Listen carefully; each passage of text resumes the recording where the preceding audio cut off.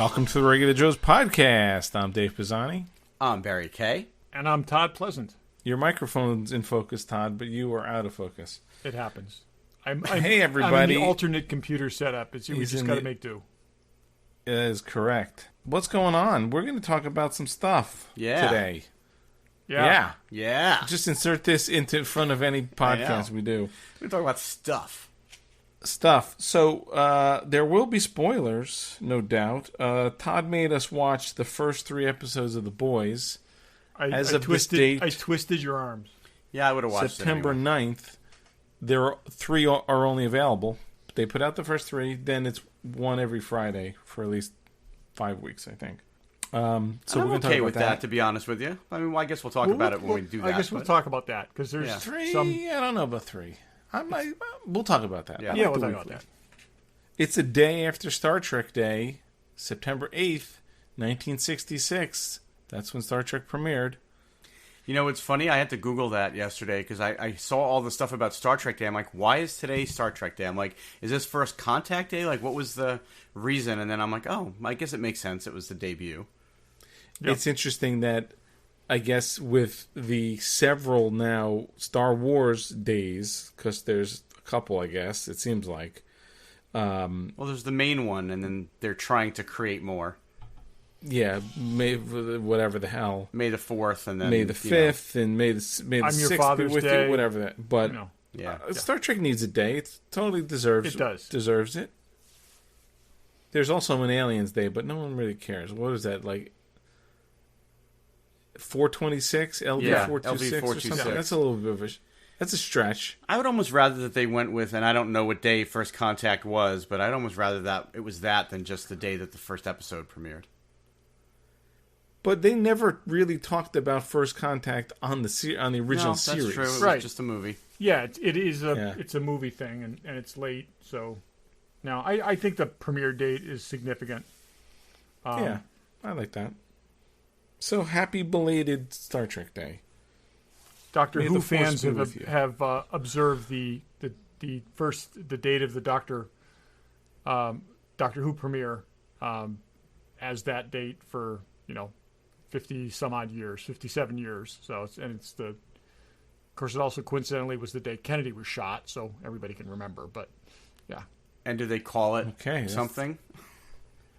They call it the day Kennedy was shot. And by the way, I meant is it like the day of the Doctor? There was a Doctor Who episode. No, but there's not. I don't think there's a special term for it. Somebody can correct me on that.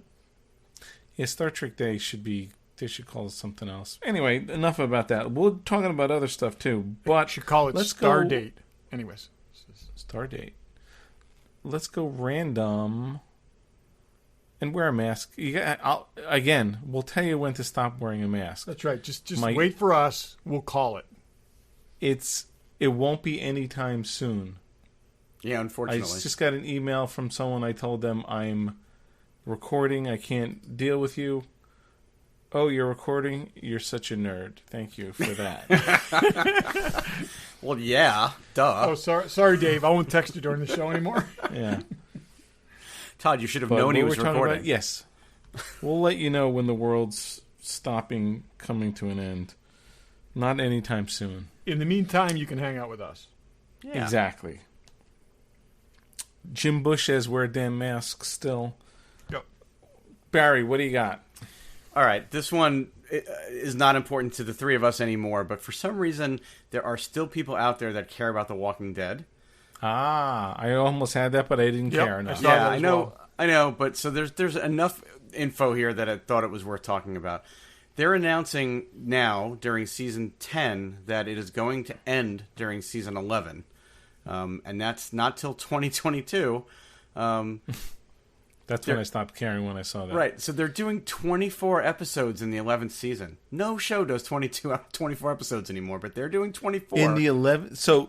This is episode 10. This is season 10. They're at the finale of season 10, apparently. What have they been doing? 20 or 16? I think they were like 16. So they're doing 24. They're going to milk this piece of crap. Right. But wait, there's more. So Fear the Walking Dead is still a thing. So that show's on. They've got The Walking Dead World Beyond, which is their new show that's coming on. The that spinoff. Premieres soon. Right. And they just announced 2 more spin-off series that are going to come on when The Walking Dead ends. A Daryl Dixon and Carol show that's going to come on in 2023. And then an anthology show called Tales of the Walking Dead, which is going to be an episodic anthology that is going to focus on all different things, including they're saying it could have characters in it that have already died on the show, so they could bring back characters. That should have been what Fear the Walking Dead was. If I still liked this show, I would have been interested in it. Right. Yeah. Because then you could get anybody who likes The Walking Dead to star in an episode. You could bring in outside people. You could have people live, people die. That could have been. There's so many really good characters that they killed off that they could have them show back up. The episodic, absolutely, but also have like I said, just kind of one-offs, and you bring in this thing, and then you could revisit the same characters another episode later if you wanted to. That's happening, and they're still talking about a movie featuring Rick Grimes and Andrew Lincoln. Who cares? It's a lot of Walking Dead, right? It is a lot of Walking Dead. I gotta say, telegraphing that Daryl and Carol are going to get their own series this early on seems a little silly. It's kind of like giving them amnesty for the next 24 episodes. Well, and it's not coming on until 2023. But I'm saying it's like, okay, well, we don't have to worry about the 2 of them. Yeah. Right. Not only are they not dying, but it also gives them a lot of leverage from a negotiation standpoint if they haven't already. I'm sure that's already on paper. So yeah, Daryl and Carol. I'd rather see Carol Merrill. Anyone know what she's from? Carol Merrill? No. The Price is Right. Wasn't that her? When she's one of the show models, the sports models. I'd rather watch her and Daryl from Newhart on a show. That's one of the 3 Daryls. I was going to say, anyone in particular, or I don't even know which is which. Well, we've met one of them, so. One was the guy from Blade Runner? Yeah. Is that Daryl? Oh, yeah, he was one of them. Wasn't that Larry? That was actually, I'm sorry. That is Larry, and he was not one of, he was Larry, not the. And he had 2 brothers. Daryl and Daryl. Named Daryl. Yeah. That's more interesting to me. Anyway. Yep. All right. Barry, we'll come back to you. Todd, what do you got? So, if you are a fan of The Boys, something that you should be looking forward to is Jupiter's Legacy, which is a Mark Millar comic/graphic novel, which is in development at Netflix. And supposedly Mark Millar has seen some early stuff and says it's really, really good. This is a great story. They're also releasing it as 4 paperbacks right now, so you can get caught up before. So imagine like the superheroes, the first generation superheroes emerges in the 1930s. We now have the second generation of superheroes. They're kids, not all of whom color within the lines. So it's going to be very much superheroes behaving badly. Also superheroes who've been in charge for decades who are now pretty much authoritarian rule. So I'm really excited about this. I like the comic a lot better than The Boys, and they did great stuff with The Boys. So just really glad. We haven't heard anything about it for a while, so glad to hear that that's still in production and moving ahead. So that was my thing. Okie dokie. Dave, what do you got? So last week we talked about the Star Wars, I guess we're calling it restoration and all that stuff. There's a movie. Here, I'll read you some of the tidbits. The director is doing a frame-by-frame restoration to have pristine visuals and sound. They went through 300 boxes of negatives to find original takes to replace some takes in the negative that may have deteriorated. They spent 6 months painstakingly restoring this movie, which we wish Lucasfilm would do. Does anyone know what movie that is? I'm afraid to ask. Hey, wait.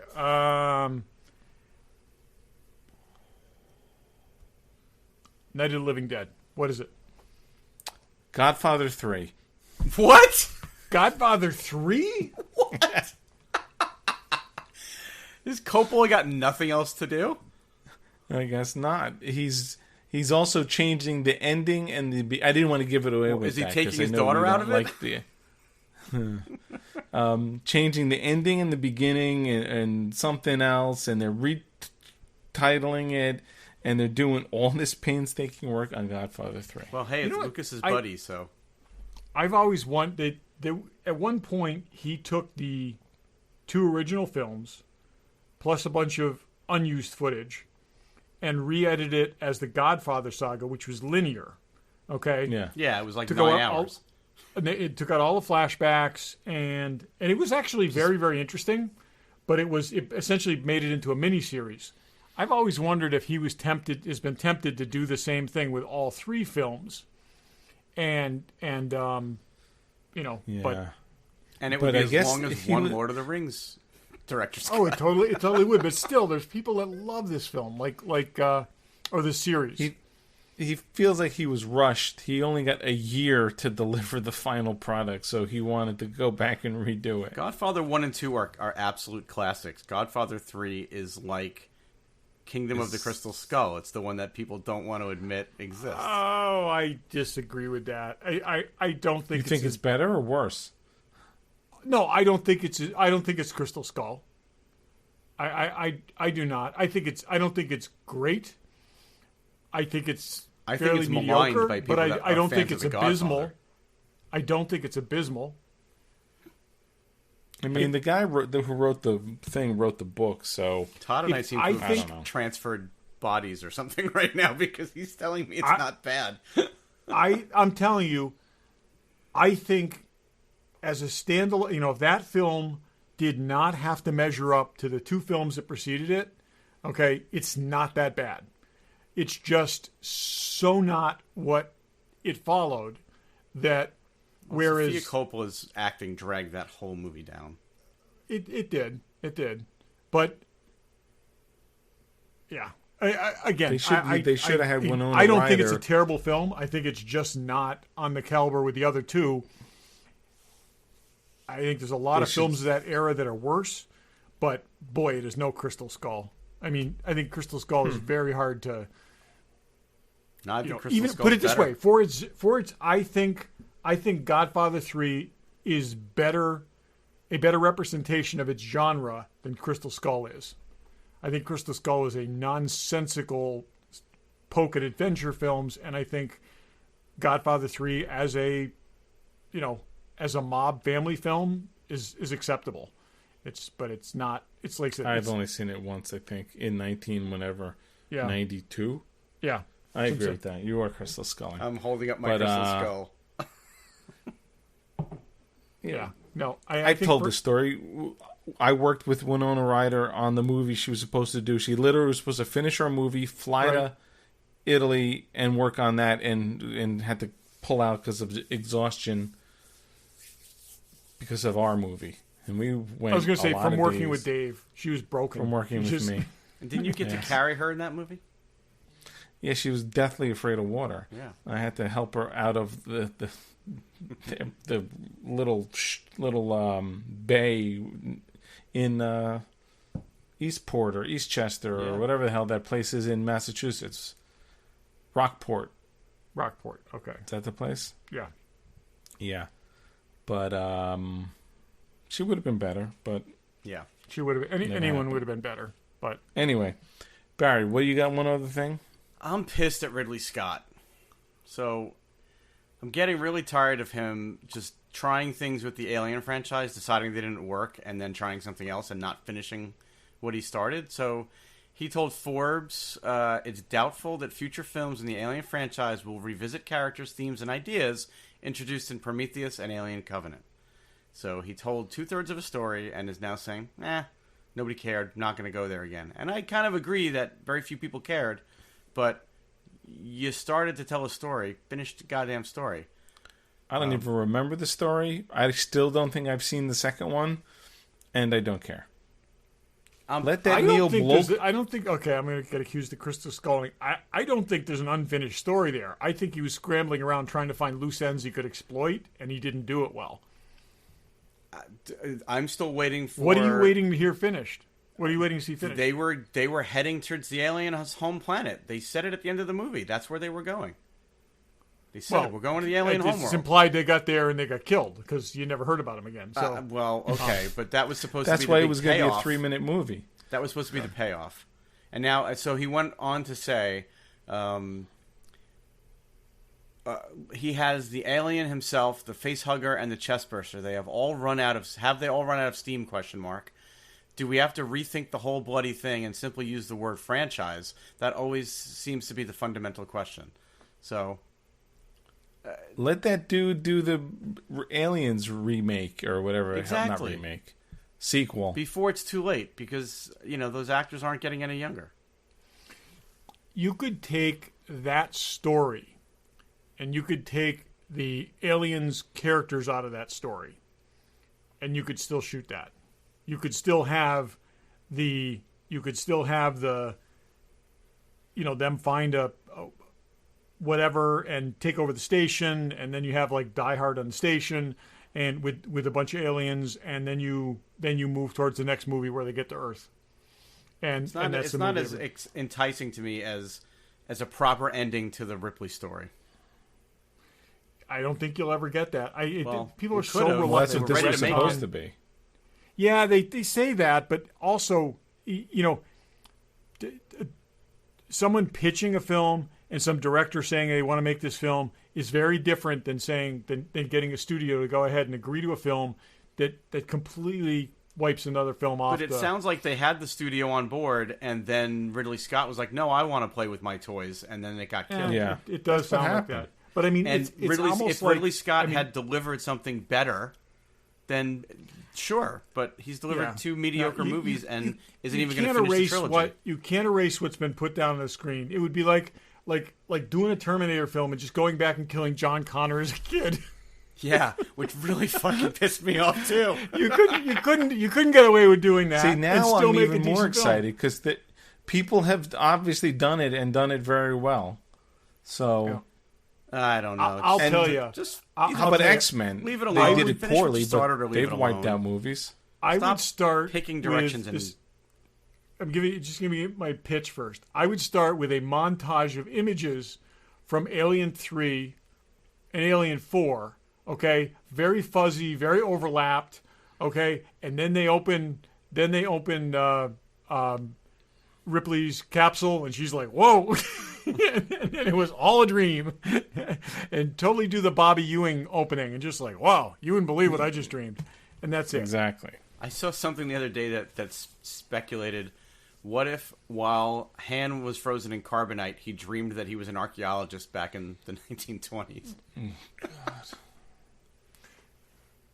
Okay, yeah, that's possible. Yeah.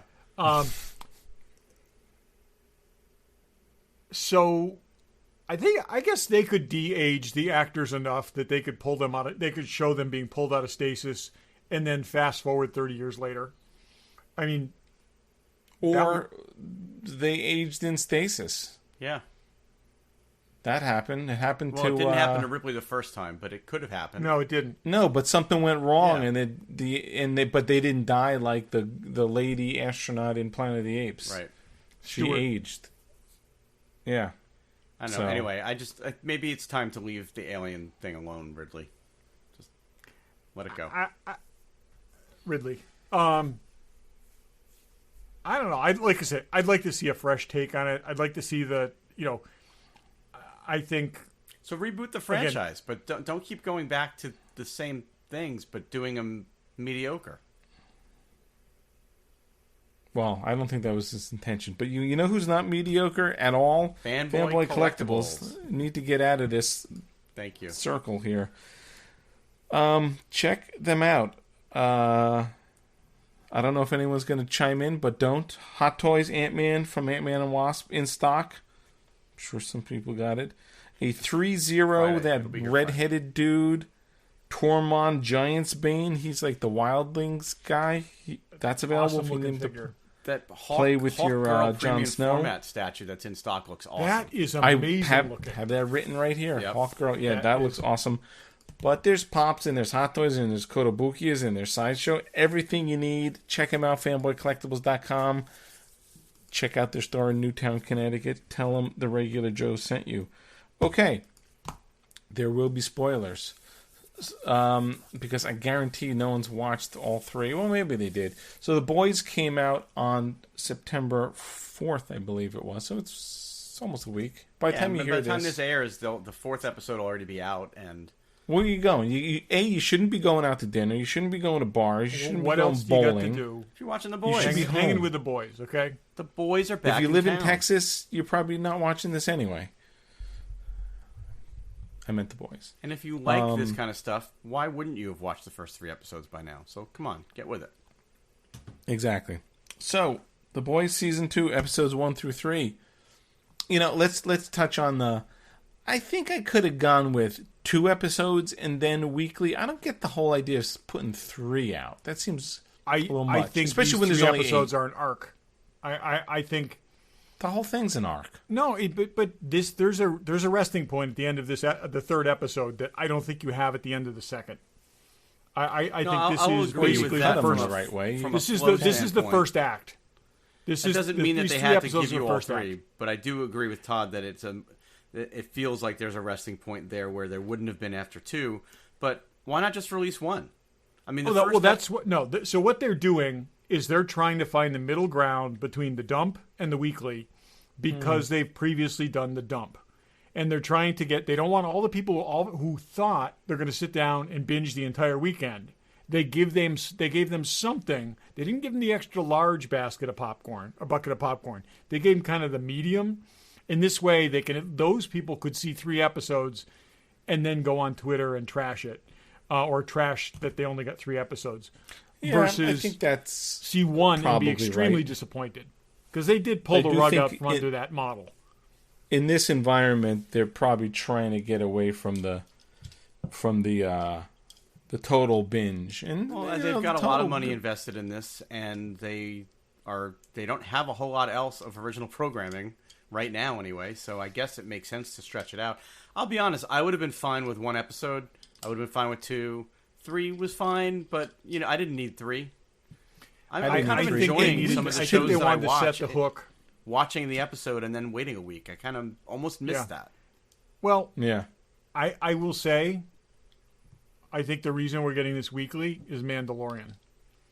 I think that is the proof that the weekly thing still works, and that people will tune in, and where it's not necessarily appointment TV, people will wait for it, but you got to set the hook. Well, the HBO shows that have been really good in the last year or 2 have also proven that. I mean, but HBO, this goes back. I've used this phrase before. As my high school social studies teacher used to say, "You can't make chicken out of chicken salad." It's one thing when your model has always been 1 episode a week, but when your model is we throw it all out on the table and you eat it as you want, to back off from that, it's a very different thing. I'll be surprised that this isn't their model going forward. Like 2 or 3 episodes drop, set the hook, and then they get you coming back each week. Yeah, either Can't imagine seeing Netflix. I guess you don't have to watch it that way. But there's really nothing on right now anyway. Right. So, and that's the other thing too. That's the other thing too. I think they realized they could be the water cooler talk for the fall if they didn't drop this. No one's at the water cooler anymore, though. There's the Zoom digital call. Water cooler. The Zoom call conversation. The Zoom, it's just one of the windows in Zoom call is a water cooler. There's another show on that we'll talk about at a later date that I absolutely love, and you would absolutely hate, Dave, and I think Todd's kind of in the middle on. But is that the show we've been talking about? Lovecraft Country on HBO. I love it. Oh, I like it. Yeah, Dave, you'll hate it. Dave, don't bother. But yeah, no, we'll talk about that. Gory vampire stuff? No, it's horror stuff. It's all I'll say is that any show that starts out in the opening scene with Cthulhu and Jackie Robinson destroying Cthulhu with a baseball bat and UFOs and female vampires coming out of spaceships and the walkers from all of that is in the first 2 minutes of the first episode of that show. It's spectacular. I gotta say it also. So Dave, just park yourself for a second. It goes head on into it basically takes like cancel culture and says, hold on a minute. okay? Because here you have a show with a principally black cast that revolves around a writer who was extraordinarily racist, okay? And undeniably racist. In the first 10 minutes, they reference his most racist work that is appalling today. And I think this is a discussion that needs to be had, not by us, but the whole point is you can look at someone's work without endorsing the person's values. And that we're moving away from that right now. Culturally, everyone's like, oh, I can remember when, I love Orson Scott Card's work. I don't believe in what he believes, politically, philosophically, or anything else like that. But I didn't stop liking his books. And the same thing, I've read everything Lovecraft wrote. Some of it was very disturbing in a number of different ways. But I think this is really good. I think it's a good thing to do, and I think it's an important time to do it. So, okay, we'll talk about that. Barry, say something because I just monologued. But so back to The Boys. It's funny. I really enjoyed it.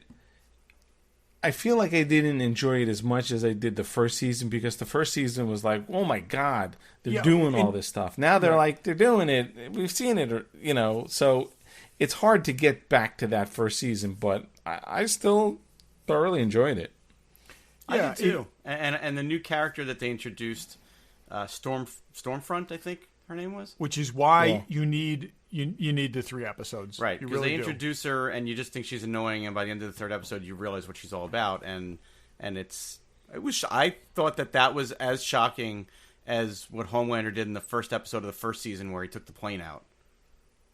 Yeah. I didn't expect that. I totally agree. I think that is going to so in the comics, the Stormfront was a straight up Nazi. He was he was created by a Nazi doctor. And this is more insidious, and it's a woman who is just kind of that edgy kind of in your face woman, but no, there's actually. Well, and you're even wondering why who picked her and why do they put her in this team, and she seems like she laughs in the face of all of what's going on there and really kind of thumbs her nose at it, but yet she's insane. She's and also crazy powerful. Yes. So the interesting thing is if you look at it like a still of her in the costume, okay, that's not an American eagle on her belt. Okay, that's a very Teutonic eagle. It's much more like would be in like Nazi iconography than would be on something American. So they were kind of they're kind of telegraphing that if you look closely. Interesting. I think they could have pushed. She sort of was definitely outspoken, and then again we're spoilers. Then she's doing stuff. It almost could have been a little more blatant what she was doing than sort of just casually, but I don't know. But she was very subversive from the minute they introduced her, where she was basically live streaming how they were making a fake commercial, and she was kind of laughing at the whole thing, and she was just very dismissive of I want to call her Stargirl, but what the hell is her name? Starlight. She was very dismissive of all of it. She wanted nothing to do with any of it, but when she killed that guy and the things that she said while she was killing him, I was like, holy crap. Yeah. Didn't see it coming. But also, you read the comics, but I didn't see it coming. She's the one that wasn't taking this seriously, wasn't buying all the crap. It's like, yes, you described her as annoying, but she's also she seemed like the realist among all these people who were more or less holding up the illusion, and she was just she was the one popping the balloon, and then you find out, boy, there's even more than that going on. She's clearly an anarchist in this scenario anyway, and has absolute loose cannon bloodlust and wants to kill. No doubt about that. Right. Yes. And Do you think they put her there to sort of push aside or take out Homelander? Oh, I think we've already established Homelander is evil. We need something worse. But I'm saying I wonder if the company put her there. Gus Fring put her there to. You're saying that the show? Yeah. No, I don't think that. I don't think they realized what they bought into. I think they wanted someone with a lot of power, and she's got a lot of power. But I think she exists in the show so that to basically make Homelander uneasy, and that needed to happen dramatically. Yeah, and then in the first episode they totally reestablished how evil Homelander was with the blind superhero guy that he just took out. Oh my God, that was brutal. Yeah. But yeah, so they reestablished him as a total villain. But yeah, then they introduced somebody who was clearly just as bad, if not worse. Did any of you pick up on who Billy Butcher's wife was last season when we saw her? Yeah. Yeah, she was the Flash's girlfriend, right? Spivak, what was her name? Oh, no, I was thinking from For All Mankind. Oh, yeah, she's on For All Mankind, too, but she was Flash's girlfriend. Right, but I'm saying I didn't recognize her from anything last season. I think we only saw her very briefly. Yeah. But as soon as I saw her, it's like, oh, God, she's just like the poor wife. You know what, though? I think that at the time we watched The Boys, I don't think For All Mankind had been on. But it hadn't, but I'm saying it didn't click when I saw that. I think we did talk about her as being she's Flash. Mastered the stressed wife face. And that's, I felt her niche. bad for her. I mean, it's bad enough that, oh my God, yes. she feels terrorized, but then she goes to try to do something about it, and they completely deny her, and then it turns out that Homelander heard everything she said. Yeah. And then, let's talk let me ask a you minute this. about the son. Are the powers hereditary, or is Voight messing with the kid? No, I think it's that hereditary. I found interesting. Because, now I couldn't remember, did Homelander know about the Compound V? He did not. No. And the fact that he's got the same powers as Homelander, I think it's got to be hereditary, because these powers seem to... I think once you have it, I think so too. Yeah, the powers seem to be random, unless they've engineered a speedster and, somebody who can do, whatever, like fly and... But I could also see a person's genetics influencing how their powers manifest. If they're, because again, we talked about, like, with the brother and sister... They talked about the reason they gave him the compound was because it had worked on his sister and not on others. So yeah, but once you introduce the mother's DNA, there's no saying that the powers would be the same. Right. Yeah. No. Yeah, but she definitely plays a really good crazed mom who's at her wit's end. She was good. Yeah. But the son, that whole thing is interesting. So you introduce, the fact that he's never known who his dad was. And she pretty much keeps him off the grid. There's not a lot of technology going on there, and she's homeschooling him. And, to introduce this guy and very short order show the kid how evil his father is. I mean, we're talking spoilers, right? So when he took that kid up on the roof and told him to jump because he could fly, and you knew he was going to throw him off the roof. You knew, you knew he wasn't going to be able to fly. You knew that. Oh, my God. It's. I was surprised that's when you saw the kid had powers, though.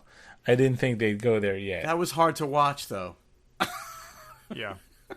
It was hard to watch, and the sound that he made when he hit the ground, it was awful. Yeah, and the fact that he's not the slightest bit alarmed, right? He's also a guy that's grown up in a bubble. I mean, he was deprived of a childhood. He's messed up in ways that we can't even imagine. Oh, and they're showing he's so creepy with the way he's drinking. Oh milk. God, just yeah. Oh, I know. It was bad enough that he's drinking it from the baby's bottle, but when he started lapping it out of the container, it's creepy, but in a good way, in a fun way. Yeah. He's nuts. Okay. I'm going to add another level of creep to this. Mother's milk. Okay. That character. Okay. In the comics, that's where his powers are derived from. Oh, God. Yeah, but he doesn't have powers in the show. In the comic, he has like super strength, but he has to go back to mom for a refill periodically. Oh, that's gross. Ugh. Okay, it was like, oh god, is this gonna be the thing? And so they it seems like they transplanted that to the Homelander. They've done a good job of refreshing for anybody who may not remember who each one of these characters are.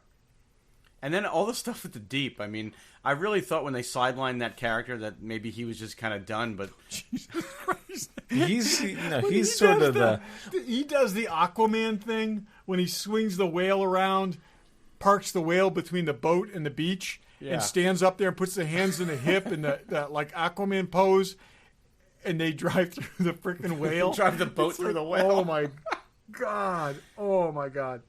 But can we just, for a minute, before we even go there, just talk about all the stuff with his gills? His talking gills? That was Patton Oswalt doing the voiceover, right? Yep. It sounded like him. Oh, yeah. Oh, yeah. and yeah. This show is it's just fun.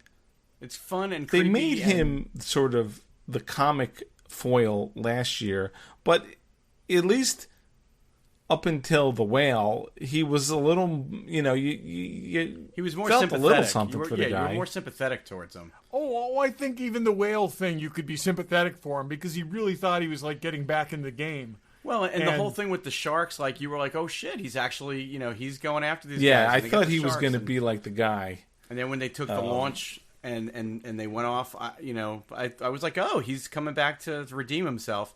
And then when he does all that, and then Homelander basically goes, no, you stay here. Yeah.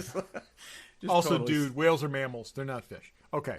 So, yeah, but that was good. I'm glad they didn't sideline him. It was interesting, and it's good to have somebody there that's like, it tracks in the main story. A-Train. I was just going to say, that was a little weird because he was dead. Yeah, and but then all of a sudden, think of like he's not dead.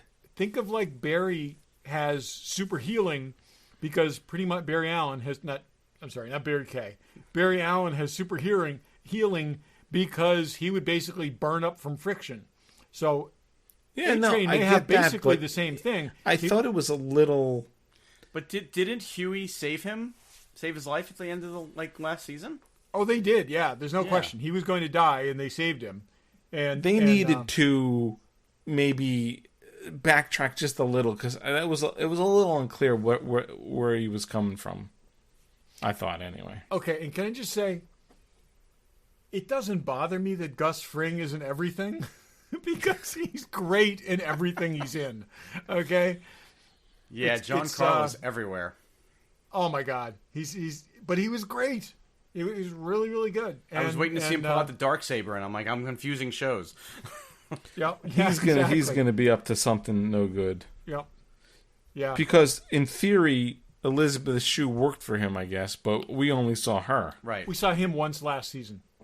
Oh, we did? Yeah. He was in one episode last season. I think it was just one. I think so too. But they did.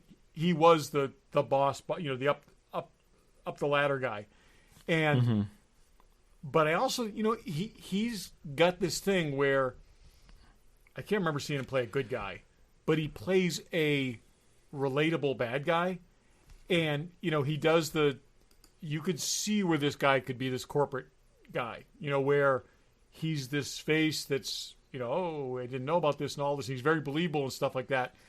But you also know that when he drops the mask, he's a badass SOB. And which is not a whole lot different than, standing at the counter at the chicken place, but also, running the meth business. So, yeah, he can carry that off. Yeah, he shows up everywhere. You're right, though. He does show up everywhere. Yeah. No. So, but, I mean, it's really just, it's as good as it was last season, but it's not as surprisingly good as it was last season. I think they've got to I think they're going to have to work harder to put this in, because there was just some what the shit moments in last season that just were crazy. But the whale, the thing with her, they've shown that they're still going there. it almost seems gratuitous this time, but it was that way last time too. It was, and I got to say, The Whale is such a callback to the comic. You know, they didn't do exactly that, but there was so many similar things to that. It's that kind of stuff, and it works. What did you think of? I love that they did The Whale, but that not only did they use The Whale, but like the fact that Huey was like in the whale, and then the other guy had to climb in the whale to get they really took advantage of it.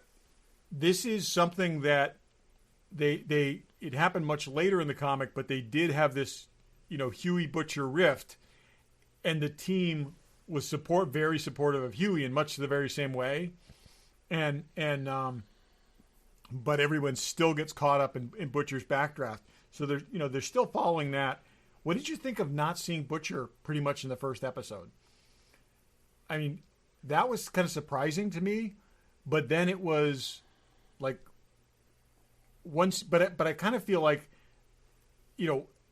when he's on screen, everyone's drawn in his wake. Yeah. So I thought it made sense that they didn't show him at all really in the first episode until the very end, but in the second episode was where he had been. Right. So I thought they were going to go the whole episode. That I'm glad they didn't. No, I'm glad they did the little recap. But I think, like I said, he just chews up the screen so much when he's there. He's so dynamic that I think they were really smart to do the kind of regroup and get everybody caught up in that first episode before he blew in. So yeah, no, I agree with that. They got a high bar to be as good as last season, but every indication they're doing it. Yeah. No. It's and it's not a long season. I mean, 8 episodes is not a lot. No, and we've already seen almost half of it. So yeah. But it was good, and I think everybody's good. So I thought Starlight was really good. They gave her. I love the Black Noir thing with killing the terrorists and stuff. Yeah, we don't know anything about that character whatsoever. But it's just like, I mean, he's almost like a Snake Eyes analog kind of. He's just a non-speaking, but clearly got superpowers, and also just sitting there randomly sobbing in the hallway. You know, it was like it's great. They do such a good job with this. Well, and they did a good job of picking right up where the last season left off, and they didn't waste any time, attempting to burn Vought to the ground. So, how about the reality TV show? The reenactment show. Oh with the actor playing Billy Butcher, and the actor playing it's like that was great. So good stuff. Yeah. So check it out. It's on Amazon Prime. If you don't have Amazon Prime, you're crazy. How are you getting just stuff for the packages? In this day and age if you don't have Amazon? Come on. That's right. I have a neighbor who does not have Amazon Prime. I'm like, how's that possible? Where do you get your stuff? Yeah. I don't even know. Sheet styrene sent to your house in 2 days. How do you get anything? I needed that. Yeah. Exactly. Of course you do. I bought a generator from Amazon. It's being shipped here for free. Why not? Anyway, check out The Boys, Amazon Prime. Tell them the regular Joe sent you. Okay, quickly. We're not spending a lot of time on this. The Dune trailer is out. I don't know. I mean, I saw the movie when it came out. I read the book before I saw the movie, so this is 30 plus years ago. Yep. It's interesting that they're remaking it. I mean, I get, we always talk about they remake movies. That movie kind of was not great, so why not remake it? So, okay, remake it, but I am dubious about who's remaking it. What does that mean? I don't love some of what he's done before. Denis Villeneuve? Yeah. I don't know. Blade Runner 2049? Good? Yeah, it was good. I like 2049. Prisoners? I don't know anything about it. I like 2049 a lot. Yeah, me too. So I'm okay with him doing it. We'll great see. cast. I mean, so a great modern cast. He's no Luc Besant, but... No, he's not douchebagette, as we all know. No, I know that. It's got a good cast. The trailer looks good. I think that the guy that they've got playing the lead, Paul, looks like he's a little young, but maybe that's okay. I think he looks more like the character's supposed to look. I do. Yeah, I mean, who was it? Kyle MacLachlan or somebody? Yeah. That was not the right choice. I like the book a lot. I've read the book when I was a kid. I like the book a lot. It's not an easy book to read, but I did make my way through it. It's not an easy book, and it's not an easy movie to make. No, and the first movie, I've said this before, like, they picked the wrong director to make that movie. Why they let the guy that made Eraserhead make Dune, I have no idea, but... I think Dune is weird enough to not have to add in a weird director. I just don't know if I really care. You need to take somebody who can take the weird material and synthesize it down and maybe keep it a little weird, but make it a little bit more mainstream. And that just isn't what happened the first time. That's not what happened at all. So I'm hopeful that I was talking to somebody about this today, and I was saying there were certain things in that movie that I think were very good, and they looked exactly like the picture in my head of what Dune should look like, but 90% of it was not the book I read, and it just didn't feel right. It just didn't. It actually, I had read the first. There were 3 books out, pretty much around then. I'd read the first 2. Dune Messiah was so slow, and I think I never got around to reading Children of Dune. But that movie kind of really got me off Dune, and I lost interest in it, and I watched a little of the miniseries in 2000. I didn't even bother. Oh yeah, and but didn't really get into that either. This kind of got me excited. I got to say, this kind of looked like Dune looked in my head, and a lot more so. And I think some of the casting is very interesting, but there's a good cast. And I'm willing to give this a try. I mean, visually, I think it's, I think it's very impressive, and yeah, I mean, it's a good story. It's a very good story. It deserves, is a little complicated. It deserves to be told well for a story. Well, I'm hoping that they're streamlining it down to a little bit more of a easy to digest story. Because there's a lot there that you could easily sort of just pair off and tell a more streamlined story. You think about it, I mean, Dune, one of the significant things about Dune, and this is this was a big change for at the time. This is 1965, okay? So they de-emphasized technology in a big way and leaned into politics, which was just not a thing that science fiction books did then. There's more. This is more like Game of Thrones in some way than a whole, the core story, than a traditional science fiction story. So I just never found it with give me the elevator pitch. Guy goes after the box that had the 10 Commandments. Nazis are chasing him. Farm boy joins up with the rebels, goes up against the bad guys. What's the Dune elevator pitch? And that's why I'm saying I'm still not convinced you can do this in a movie. I think you could do this. I think you could do this in a 10-episode HBO series. I think there's you could spice and there's worms and there's witches and there's some blue eyes. And, but I think I don't know. What you got to throw away to make this work. Again, visually, I'm very impressed with what I saw. But what you got to throw away to make this work is a lot. Yeah, I mean, but if you don't know all that stuff, if you're coming into this fresh, like 90% of the people watching this movie will be, they won't know what they're missing. So just synthesize that down to a cohesive 2.5-hour movie, and it could be really good.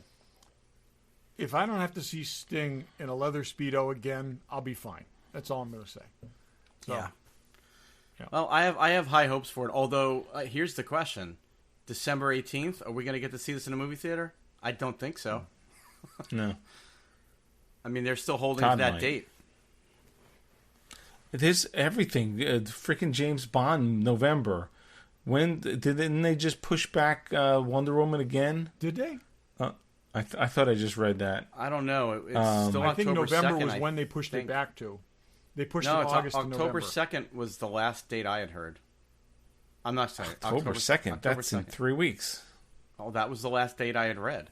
Maybe they moved it. I thought it was November. But even they just came out with a new Bond trailer, which looks great, and they're saying November. I'm not going to movie theater in November. And Black Widow is still tentatively November as well.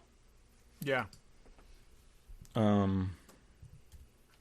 don't know. It's just like, and I was looking at Mulan stats. They haven't said how much it made on Disney Plus. But I bet it's not a lot. What I read was not good. The number I read was, extremely low. So it doesn't help that there's a backlash element too. So, it's October 2nd. It said that's not going to happen. No. Oh, here it says Wonder Woman 1984. This is a headline. Exhibition braces for another release date change. I would think so. Yep. Oh, it says here's Gizmodo 5 hours ago. Wonder Woman and Dune release date is likely to be moved. Yeah, well, I'm not surprised. I mean, there's a bunch of stuff that is going to end up moved. And it'll be interesting to see what the Bill and Ted box or take, rental take was, because that was a movie that probably didn't cost them a lot of money, so they could afford to do it. Some of these other movies are too expensive to just throw them on for $20 on paper, home video. Yeah, well, certainly they're losing their shirts on Mulan for sure. Yeah, that was $200 million plus. There's a bunch of movies though between now and the end of the year that are supposed to, theoretically supposed to come out, and I mean, not that it's in our genre, but like a big Spielberg movie supposed to come out around Christmas. Coming to America 2. What's that? West Side Story. His remake of West Side Story is supposed to come out in December. Who plays? I don't know. Romeo and Juliet. Okay, so let me ask you this: what do you do for the Oscars? Is it like? Don't even get me started on the Oscars. Did you read the news today about the Oscars? I didn't, but I'm saying, what do you do when there's only is it a whole bunch of films that they made were saying that they were going to push it out till March, so that they did push it out, make more movies eligible. But what does that do to the next year? Who knows? They haven't said yet. Although they did say today, and this is me personally, and I didn't read all of it, but they've changed the rules starting in 2024. For a movie to be eligible for Best Picture, has to meet certain criteria of inclusion in order to be eligible to be a Best Picture, which just feels very constraining to me for that, but be that as it may. Like, I'm not against inclusion, don't get me wrong, but to make it impossible for certain movies to be eligible for Best Picture because they didn't meet certain inclusion criteria seems weird. You couldn't tell certain biographies. You couldn't do... Right? I mean, no. Well, I mean, I guess if a movie had to be extremely white casting, then no. But how do you make Mozart and make that inclusive? So, and again, I don't want to get too deep into this. There's 4 groupings of criteria. Some of them have to do with the casting, and some of them have to do with the crew. Some of them have to do with internships. It's all this stuff. Okay. So you could make that movie. I could definitely see that. But I'm saying... Right, but a small movie that doesn't have a big budget backed by a big studio is going to have to find ways to meet all those criteria just to be eligible to be nominated. Wait, this is just to be eligible for the Oscars. Again, to be eligible for Best Picture, yes. Whatever. Anyway, there's enough problems that we got to deal with. No, I know. It's just I read that this morning and it made me grumpy. I am all for all these things in life, but you're trying to make art be something. That's what I'm saying. When you're that's a little weird. Yeah, it is. It's one thing at the government and companies and people's, but you're going to tell a guy how to paint his picture? But it's fundamentally changing the way movies that are potentially some movies are going to be made just because they're gunning for that award. There are certain types of movies that you go, oh, that's an Oscar. That's a Best Picture type movie. It's an Oscar movie. Yeah. Now they're going to have to do them differently, staff them differently, and maybe that's not a bad thing, but it just feels constraining when you're making art. Schindler's List. right? I mean, no, you can't do this. I mean, well, I guess it's if you hire the right people behind the scenes, and it's the crew and the team that you hire to promote and all that kind of stuff. That makes sense, and I hope that's what they do. But and that's what it is. I mean, I read the whole article today. That is, you can choose to do it on screen, you can choose to do it off screen, but you have to do it, and you have to be able to show that you did it in order to be eligible to be nominated for Best Picture. Okay. Anyway. Okay. Hopefully I don't know when we're gonna see movies or where we're gonna see them, but we'll see. You know what? Okay. Some movies need to be seen on a big screen. Absolutely. I'll say it again. I mean, as much as I watched Bill and Ted Face the Music at home, I paid my $20 and it was an enjoyable movie. It was cheaper for me to watch it at home than it would have been to go to the movies. I don't want to watch Black Widow that way. I don't want to watch Wonder Woman that way. I will. The TV in your basement is as large as one of the screens at my local theater. No, I know that, and I've got a great sound system, so it's not that. It's I enjoy the experience of going to the movies, and we're losing that. I'm with you, 1,000%. Yeah, even Dune is not something to be seen on TV screen. Coming to America 2 needs to be seen in IMAX. I would also say that's interesting that they're making that. This is an opportunity for smaller, more kind of boutique theaters to do things, and hopefully there'll be some things that people will be able to they'll work that. Again, my local theater has done a really good job with social distancing. They've got rows closed. They've got spacing. You can only sit in a row with people you came with and stuff like that, and they're doing a good job with it. I can't see how a theater chain is going to do that. But don't forget, I mean, just theaters even open. These are some of the movies that we were supposed to already have seen. Top Gun was already supposed to be out, right? Ghostbusters 2 was already supposed to be, or the Ghostbusters Afterlife was already supposed to be out. There's a bunch of stuff we should. James Bond was supposed to be out. Black Widow was supposed to be out. All this stuff. The Eternals was supposed to be out this year. I mean, there's a whole bunch of movies that we're not getting. Snake Eyes, the G.I. Joe movie was supposed to be out in October. How would Alamo be for I mean, that's like booths, right? No, it's not booths. It's like row with tables. So you're still probably not even 6 feet away from the person in front of you. Okay, but then this next to you. I've seen theaters with booths, and I pictured that's how I was picturing Alamo. So that was a place called iPic. Yeah. Okay. That went out of business. You want to know something? Had they held on for 6 more months, that would have been. They probably would have had They had a good model. Yep. Although it was very expensive, and people were having sex under the blankets that they gave you. Okay. Okay. Good to know. Well, don't touch those blankets. But you know what? The movie theaters don't make any money from the ticket sales. They make it all from concessions, and nobody would be buying snacks. Yeah. So. Yep. Why? Because you got to have somebody serve make you that. Because that's what Alamo lives on. I mean, you pay $15 for a movie, and you pay $50 for per person for food, or at least $30. I know. It's crazy. But do you want a 16-year-old kid who's probably not social distancing making your food for you? I don't know. I don't want anything. I want to be left alone and stay in my house and just be whatever. And I'm not going to the drive-in to see one of these highly anticipated movies either. So the thing is, if they could make a drive-in with a better screen, but it's just not comfortable in your car, right. I guess. No, that's the way I feel too. We've got drive-ins near us, and I'm kind of like, we have drive-ins there's 3 drive-ins. I haven't gone. They're not showing anything. Yeah, that's interesting. Yeah, Cars. I don't need to see Cars again. And Bug's Life. Yeah. Let's go. What's in the box? Show you with the box. Who's in the box? What's in the box? What's in the box? Regular Joe's What's in the Box. Barry, what's in the box? I've been receiving many, many packages from Fanboy Collectibles recently.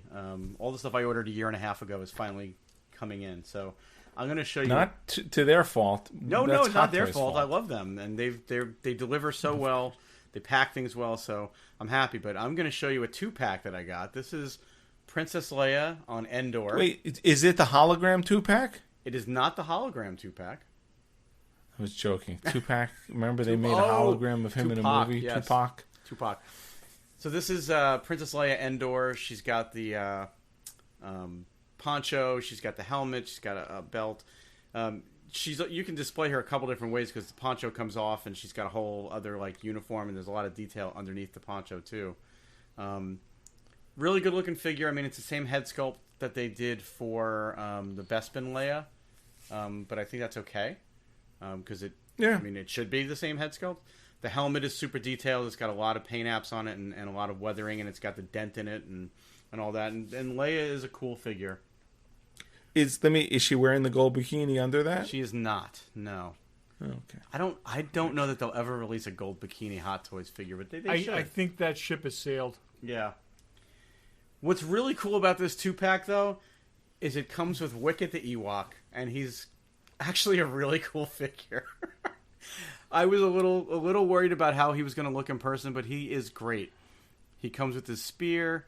He comes with a ton of accessories. He comes with the little drums that he plays on the Stormtrooper helmets. God. They should have gave you like 3 Stormtrooper helmets. Well, he comes with extra hands. He comes with all kinds of stuff. He's fuzzy? Is it fuzz? Oh, yeah, it's fur. It's hair. He comes with the Stormtrooper helmet. He comes with an Imperial Navy helmet.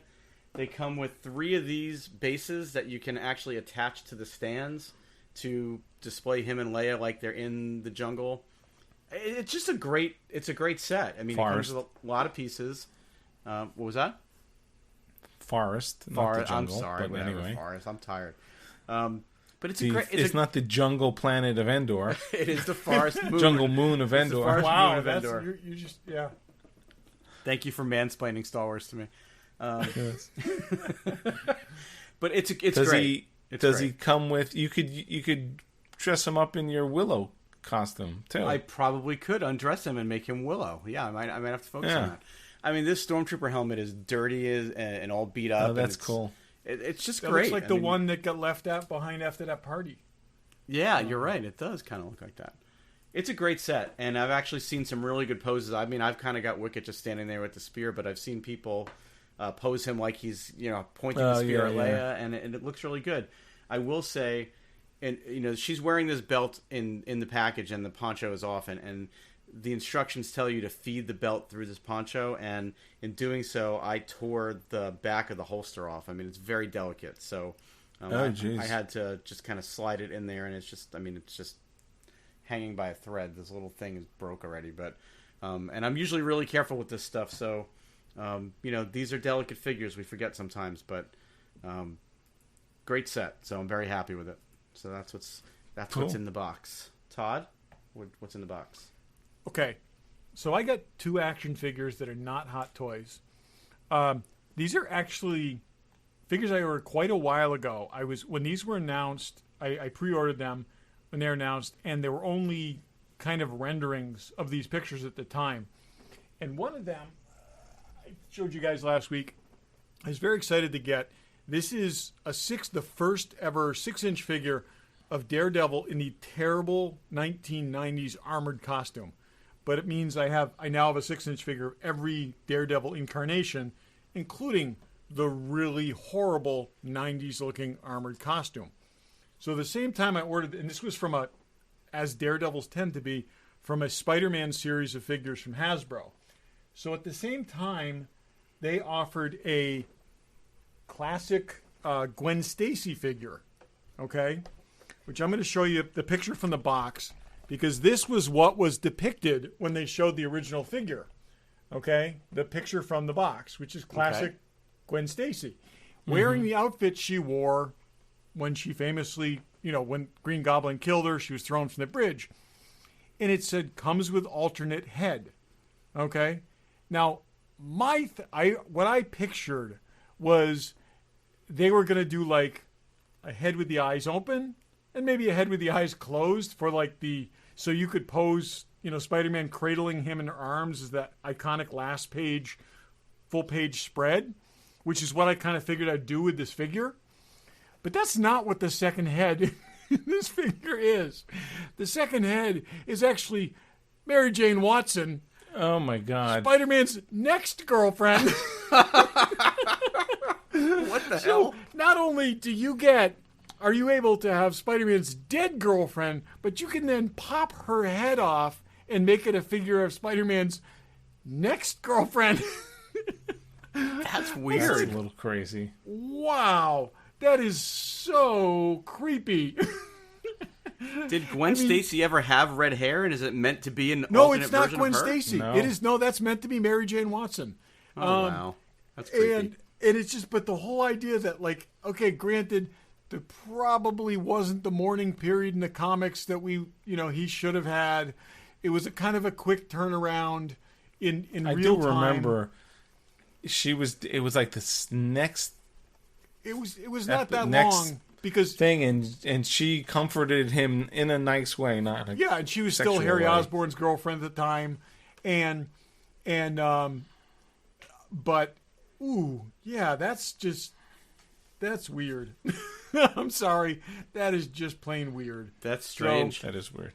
So, anyways, I will not be using the Mary Jane head on this figure, but I do think I want to pose it with, like I said, I've got this classic Spider-Man figure. I think I want to do the catch, the kind of thing, and because it is a very iconic moment. So, anyways, that's my thing. Dave, what do you got? Okay, as I said, I have a lame what's in the box because I couldn't figure out something, but something else came, so I'll go with the lame one first. You may have seen Adam Savage had these flame light bulbs, and I bought one. I got this ceramic pumpkin to put them in, but these are kind of, you can't really tell here. I've seen those advertised on Instagram, and I was tempted to get them for like my backyard light fixtures. You really can't tell. It does look like a flame. It really does. If you pop off the thing, it's just LEDs. Oh, yeah. Can you see? Okay, those? that way aren't you supposed to be able to like a flame. Flip That's that awesome. over? Aren't you supposed to be able to flip them over and the flame changes direction? I don't know if it did, but anyway. Take the top off again and then flip it over again. This is really not helpful for people at home. But hold it upside down like that. Yep. Oh yeah. Oh, that's cool. Yeah. That is so cool. I got two for $10. Anyway, I need those for the torches in my dungeon because I keep running through oil. So it would be cool, some cool lighting. Yeah. I saw those advertised, and I just was worried that they weren't as cool as they looked on Instagram, and I'm going to order them now. It's hard to see on camera, but they look like fire. Yeah. Anyway, I did get something else, so thankfully that wasn't that lame. But thanks to Jim Bush talking about people when we're talking about spending each other's money, I did get the Microman with Gamera costume. That he showed us. Sweet. So I actually got this on Amazon, and it came from Japan. But it's Microman, who's I guess it's Micronaut. That was the original Micronauts. Yeah, it's a Micronaut size. Yeah. Look, and then he comes in a little Gamera costume with not different claws, and then the little turtle shell. I literally just got him an hour before we started recording, so that's cool. Todd's looking to buy it now. I'm gonna go buy it now. But I thought that would be cool. Look good. There were very few on eBay, but place happened to have it on Amazon, so that's what's in the box. Mini Gamera. I like it. Okay. Any last thoughts? Good. Next week, got something going on. I do want to talk about that show we talked about. Should we say something now in case people want to watch it?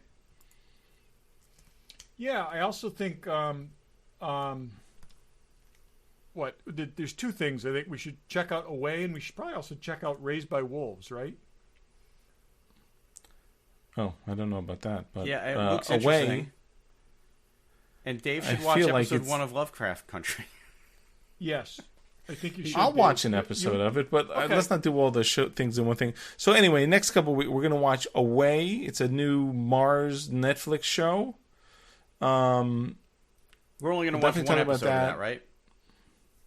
I may watch more, but we're only required to watch. I mean, I might watch more too, but I don't know. I think for next week, yeah, let's hit those and. Why don't we watch? Let's watch 2 of Away. Can we do that? Okay. Do you want to do Raised by Wolves also? No, let's put that one off. Okay. Yeah. Anyway, so watch Away if you want to follow along with us. And that sort of came out of nowhere, and it's already the #1 show on Netflix. So I don't know if it was just released. The other thing we talked about next week, because I've already invited people, so you don't remember already. I remember. I didn't know we were inviting to the point where we were inviting. Yeah, that people, was the point. That was the point of doing it, so that we'd have a different discussion from last time. So, anyways. Okay. Dave, you and I need to talk. Fine. Anyway. What? You and I need to talk. That was it. We're just sort of doing housekeeping as our last thought. Or read the texts. You could I start know exactly what you said. What's that? Well, there'll be post-show gold as we argue over topics. But anyway, thanks for listening. Thanks for listening.